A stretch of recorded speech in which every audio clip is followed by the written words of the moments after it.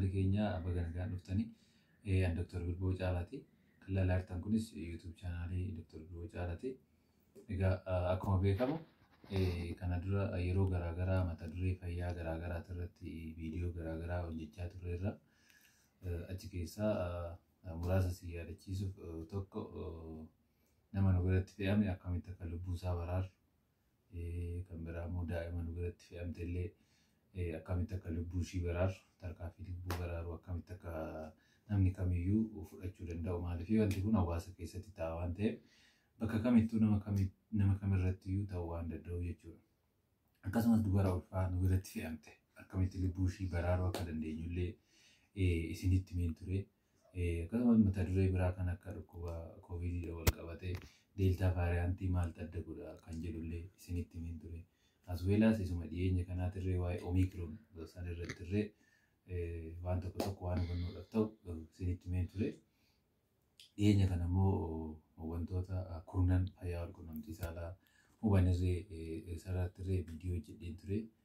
So egaa har'a akkuma mata duree irratti argitan namni tokko qoricha expire godhe yookaan immoo qoricha guyyaan isaa irra darbe yoo fudhate yookaan immoo yoo liqimse maal ta'uu danda'a kan jedhu isinitti muufanii kan dhufe hanga dhuma sagantaa keenyatti nu wajjin turaatin jechuun barbaada.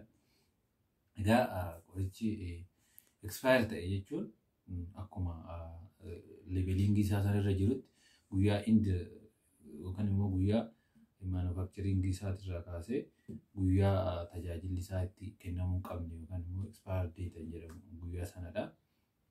So namni tokko qoricha expire ta'e yookaan immoo qoricha guyyaa yoo fudhate maaltu ta'a? Tokkoffaa qoricha expire godhe ciminni isaa yookaan immoo potensii kan nuti jennu jira ciminni isaa gadi bu'a. Ciminni isaa sun gadi waan bu'uuf namni sun qoricha san ni fudhata. Gaafa fudhatu namni sun nan fayya yookaan immoo dawaan kun kenname waan ta'eef ni fayya jedhee yaada. Garuu ciminni qorichichaa waan gadi bu'eef namni sun dhukkuba saniin miidhamuu danda'a jechuudha. Fayyuu dhiisee ni miidhama jechuudha. Tokko isa kana. Lammaffaan immoo qorichoonni expire godhan qabiyyeen keemikaalaa isaanii ni jijjiiramu. Keemikaal kompoziishinii isaanii ni jijjiiramu.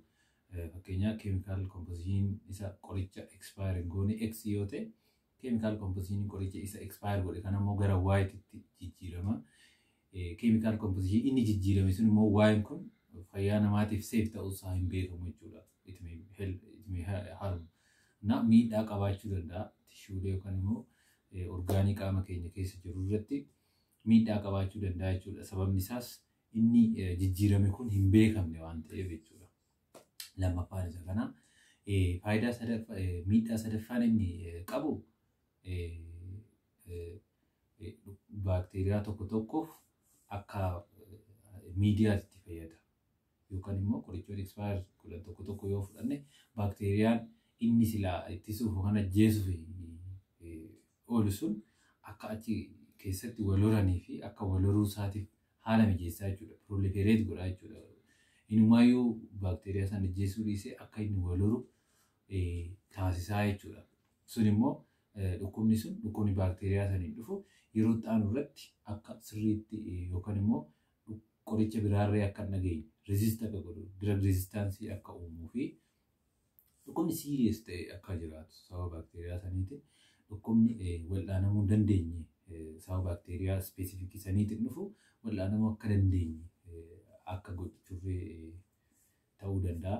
Kanaaf namni kamiyyuu normaalii ogeessi kamiyyuu qoricha expire godhe prescribe godhu because tokko ni mul'ata ogeessi illee ilaaluu danda'a ni ilaala waan baramaadha ni eeyyamamus.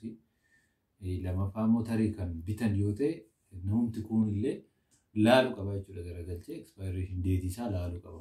Usually wanti kun kan mudatu commercial pharmacy irratti yookaan bakka daldalaa irratti yeroo tokko tarii mooroo otoo hin beekin godhama malee namni qoricha expire godhe beekee faayidaadhuma maallaqaaf jecha san godhu baay'ee hin jire yaadu tarii odoo hin beekiffaadha kan godhamu.